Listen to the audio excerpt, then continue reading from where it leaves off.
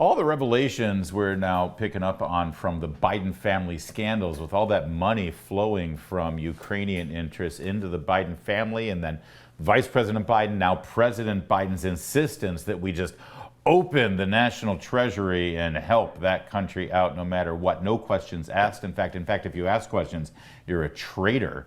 It all sort of makes sense, doesn't it? And yes, we continue to fund the war effort in Ukraine. And no, you're not allowed to ask any questions about it, except for maybe here we actually ask questions. And one of the people who helps us answer those questions is Tony Shaffer, former U.S. Army Reserve Lieutenant Colonel, author of Operation Dark Heart. Tony, thanks for joining us. Always great to be here, Larry. Thanks for having me. And before we begin this questioning, this patriotic duty that we have, let's both go on the record to say Russia's the bad guy. They had no business crossing the border with their tanks and invading Ukraine. It was an act of aggression, and the Ukrainian people deserve to fight for their country. Just wanted to make sure everyone... Well, I agree with you. Well, you know, look, I'm with you on this, but my job is to call balls and strikes. So no matter who was right or wrong, I just got to give a clear assessment. So let's start with the amount of money. So this is from the Progressive Caucus. It's available online. It's $113 billion have gone to Ukraine in this war. And this is not just about military support, Larry. We're actually funding their civil service. We're providing retirement funds.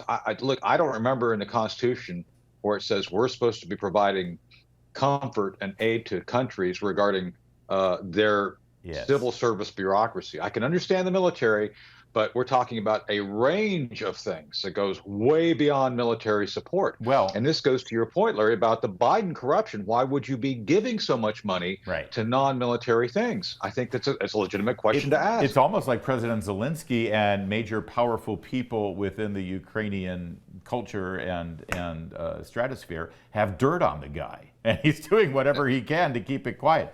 We're also told that it's all humanitarian, Tony. No. And Ukrainians' efforts are purely self-defense. No. Look, as I said, they've given massive loans, forgiven those loans. I mean, Larry, wouldn't you like to walk into the bank and you say, hey, could I have a loan for $50 million? They say, yeah, sure, go ahead. And then 10 days later, it's like, remember that loan we gave you? Don't worry about paying it back. You're good. Yeah. I mean, who does that? Well, we do that. And again, it goes to why are we doing this and who's actually benefiting? So that's not humanitarian support. That's just routine support. That's what we taxpayers pay every day to support regarding our own government. This is not about helping the Ukrainian people. It's about something else, and that something else is what we should be asking questions about. Yeah, and by the way, a measure put forth in Congress to actually just have a separate inspector general to audit and keep track of the $100+ billion that went to Ukraine. That got voted down. They didn't get enough support. Unbelievable. Right. So, Tony, it's 18 months in now, believe it or not, to this military aggression. Russia still has not really made any inroads beyond the first 6 weeks of the campaign. Where do things stand right now as Ukraine appears to be going on a pretty legitimate offensive? They did. So last year, as a matter of fact, speaking of the prior offensive, the Ukrainians were very successful in pushing Russia out. They reduced the Russian footprint from about 25% holdings to about, 16%. It was a massive reduction. But the Russians have continued to hold on to that 16% of their landmass very, very well. And they've done a number of things to make life very difficult for the Ukrainians to be successful in their current offensive. By most accounts, the current offensive started on or about the 8th of June. And by most accounts, while they've gone back and forth, they've probably retained about 15 kilometers in most places. It's not been super successful. I attribute this to a number of factors, but we can go through that if you want. In a moment, because overall strategy here, we've been told that, of course, Ukraine is on the defensive here. They're just trying to protect their borders. They want to drive Russia out. Right. But we're getting more and more reports of drone attacks that actually go well into Russian territory, some of them close to Moscow. Is that the hallmark of a defensive military campaign? It's a hallmark of desperation. It's an act of terror. Both sides have engaged in acts of terror. When you start putting drones into civilian areas, Larry, it's an act of terror. Both sides have done this. So again, I'm not taking sides. I'm just saying, if you're sending drones into Moscow, into the financial district to blow it up, that's an act of terror.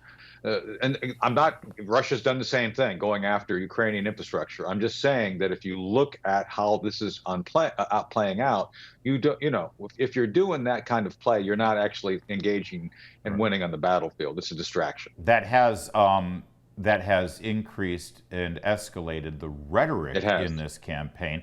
Russian official Dmitry Medvedev said that Russia could use a nuclear weapon if Ukraine continues to penetrate into civilian areas like this. Is that just bluster?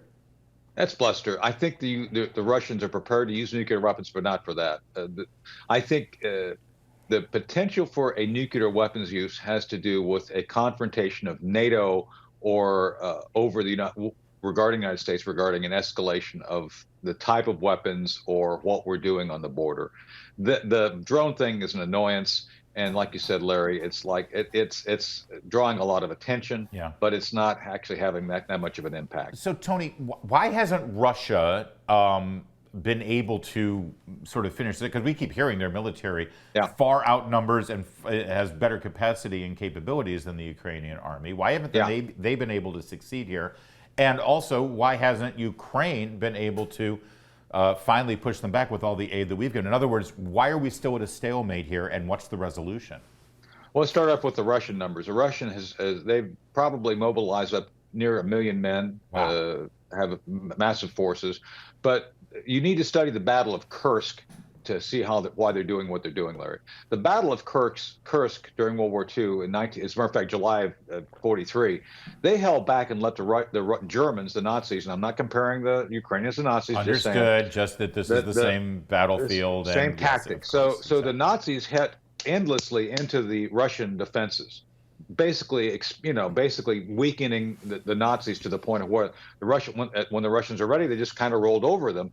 The Kursk was the last battle that the Nazis actually engaged in, and from there on, they lost every battle. So I'm saying the Russians have taken a page out of that battle, and they're letting the Ukrainians kind of, do all this military action and not make any gains. And that's why the Russians just come at me, bro. And just kind of usefully do. And so I think they're hanging back to wait to see when and then to what we've given them. We still never gave them enough to win, Larry. You need to have at least 3-to-1 advantage. It's the other way around. The Russians have 3-to-1 over Ukraine. So you've got to create conditions for tactical advantage, right? That Ukraine has never been able to do that. So then that basically explains why Ukraine is now basically sort of at a stalemate here. They're not going to be able to overwhelm.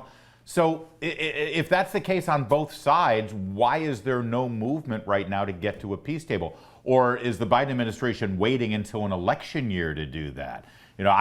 We've seen this story before back in 1972 with Richard Nixon. During the election year, we're the only ones who can bring peace, so you got to keep us in office.